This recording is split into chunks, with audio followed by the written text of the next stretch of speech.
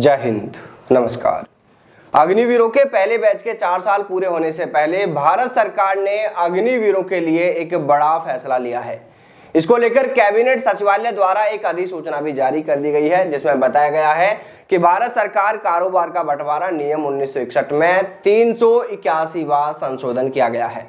इसके तहत अब गृह मंत्रालय के राज्य विभाग यानी डिपार्टमेंट ऑफ स्टेट्स में एक नया कार्य जोड़ा गया है। और देखिए, इस नियम में बदलाव को लेकर राष्ट्रपति द्रौपदी मुर्मू ने मंजूरी दे दी है और इसे तत्काल प्रभाव से लागू भी कर दिया गया है। जो फैसला सरकार ने अग्निवीरों के लिए किया है, उससे अग्निवीरों को क्या क्या फायदा मिलेगा भी या नहीं, आखिर पूरा नियम क्या है। तो दोस्तों, इन तमाम बिंदुओं पर विस्तार से इस वीडियो में बात करने वाले हैं। लेकिन उससे पहले उन युवाओं को बता दें जो अग्निवीर सेना भर्ती की तैयारी कर रहे हैं और जिनका एग्जाम अभी 30 जून से 10 जुलाई के बीच में होना है। देखिए दोस्तों, आप सभी ने अपने अपने एग्जाम की तैयारियां अब लगभग पूरी कर ली हैं। अब जरूरत है तो उस तैयारी को जांचने की, और इसके लिए डीवीडी ऐप आपके लिए लेकर आया है एक ऐसी बेस्ट टेस्ट सीरीज जिसे ज्वाइन करके आप एग्जाम से पहले यह देख सकते हैं कि आप अभी कितना स्कोर कर पा रहे हैं, आप कितने नंबर लेकर आ पा रहे हैं, टेस्ट में आपके कितने सवाल गलत हो रहे हैं, और जो गलती आप इन टेस्ट में कर रहे हैं उससे आपको यह भी पता चलेगा कि आप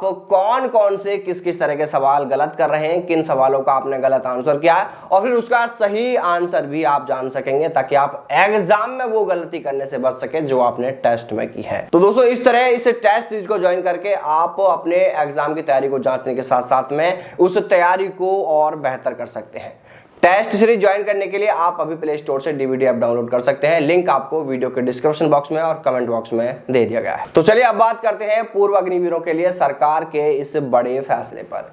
देखिए, सरकार ने हाल ही में एक बड़ा कदम उठाते हुए एक पुराने नियम 1961 का कानून में बदलाव किया है। इस बदलाव के अनुसार अब भारत सरकार के गृह मंत्रालय यानी होम मिनिस्ट्री के एक हिस्से, जिसे राज्य विभाग कहा जाता है, उसे एक नया काम सौंपा गया है। और वो नया काम है पूर्व अग्निवीरों यानी एक्स अग्निवीर्स की आगे की तरक्की, उनकी भलाई से जुड़ी सभी चीजों का ध्यान रखने का काम दिया गया है। इसे और आसान शब्दों में अगर कहें तो कह सकते हैं कि अब सरकार ने तय किया है कि जो युवा 4 साल की अग्निवीर सेवा पूरी करके सेना से बाहर होंगे, उनकी भविष्य की पढ़ाई, उनका रोजगार, नौकरी, ट्रेनिंग और रोजगार से जुड़ी वो तमाम जिम्मेदारी अब गृह मंत्रालय के पास में होंगी। अब देखिए, यह सब कुछ जानने के बाद आप शायद अभी भी यही सोच रहे होंगे कि इसमें पूर्व अग्निवीरों को मिलेगा क्या 4 साल बाद पूर्व अग्निवीरों को स्थायी रोजगार की गारंटी दी गई है इसमें? क्या 4 साल बाद जो अग्निवीर अपने घर लौटने वाले हैं, क्या उन सभी अग्निवीरों को सरकार फिर से सरकारी नौकरी देगी? तो बिल्कुल नहीं।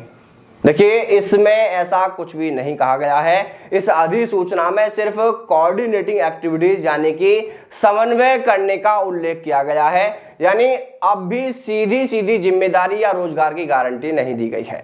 इसमें यह नहीं बताया गया है कि कौन कौन सी स्कीम अग्निवीरों के लिए चलेंगी, कितनी नौकरियां मिलेंगी या कितनी ट्रेनिंग दी जाएगी। साथ ही यहाँ पर यह भी देखने वाली बात होगी कि एक्स अग्निवीर के लिए जो योजनाएं सरकार लेकर आएगी, उनका लागू होना राज्यों की मर्जी पर भी निर्भर करेगा। अगर कोई राज्य उसके लिए इच्छुक नहीं होगा तो वहां पर फिर वो फायदा सीमित रह सकता है। हालांकि अभी यह सिर्फ अधिसूचना जारी की गई है। इसके तहत पूर्व अग्निवीरों को क्या क्या लाभ दिए जाएंगे, कैसा इसका पूरा फॉर्मेट रहने वाला है, उसके बारे में भी सरकार अग्निवीरों के पहले बैच के रिटायर होने से पहले तमाम जानकारी जरूर देगी। देखिए, अग्निपथ योजना को लेकर लंबे समय से सवाल उठते रहे हैं। खासकर यह चिंता बार बार जताई जाती रही है कि 4 साल की सेवा के बाद अग्निवीरों का क्या होगा। तो हो सकता है कि सरकार शायद इन्हीं सबको देखते हुए अपनी तैयारी कर रही हो और शायद इसी को लेकर यह फैसला भी लिया गया हो। हालांकि यह सब देखना अभी बाकी है कि क्या इस बदलाव से अग्निवीरों को वाकई वो तमाम लाभ मिलते हैं जिनकी उन्हें जरूरत होगी। कहीं ऐसा तो नहीं कि यह अधिसूचना सिर्फ कागजों तक ही सीमित रह जाए। अगर सरकार वाकई एक्स अग्निवीर के लिए कोई ठोस कदम उठाना चाहती है तो इसका धरातल पर उतरना बहुत जरूरी है। दोस्तों, आप इस अधिसूचना, इस बदलाव को, सरकार के इस फैसले को कैसे देखते हैं? आपकी राय कमेंट करके जरूर बताएं। वैसे हम तो यही कहेंगे कि क्यों सरकार अग्निपथ की जिद पर अभी भी अड़ी है, क्यों ना इसे ही खत्म कर दे, क्योंकि इस योजना को बचाने के लिए सरकार आए दिन कुछ ना कुछ उलट पुलट कर रही है। कभी ये बदलाव, कभी वो बदलाव, तरह तरह के बदलाव देखने को मिल रहे हैं। इससे तो अच्छा है कि सरकार इस योजना को खत्म करके फिर से वही सेना का पुराना भर्ती सिस्टम लागू कर दिया जाए। हाँ, अगर आपको सेना को यंग बनाना है, सेना की औसत आयु कम करनी है, तो फिर उसी भर्ती प्रक्रिया में, पुरानी भर्ती प्रक्रिया में ही उम्र सीमा कम कर दीजिए, काम हो जाएगा आपका।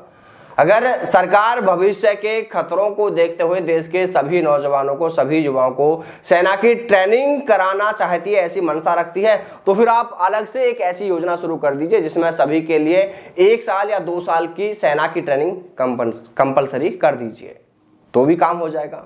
पर कम से कम सरकार को चाहिए कि सेना भर्ती के इस मुख्य सिस्टम से तो इतनी छिड़कानी नहीं करनी चाहिए। बाकी दोस्तों, आप सभी इसको लेकर क्या सोचते हैं, आपकी राय कमेंट करके जरूर बताएं। जय हिंद, जय भारत, वंदे मातरम।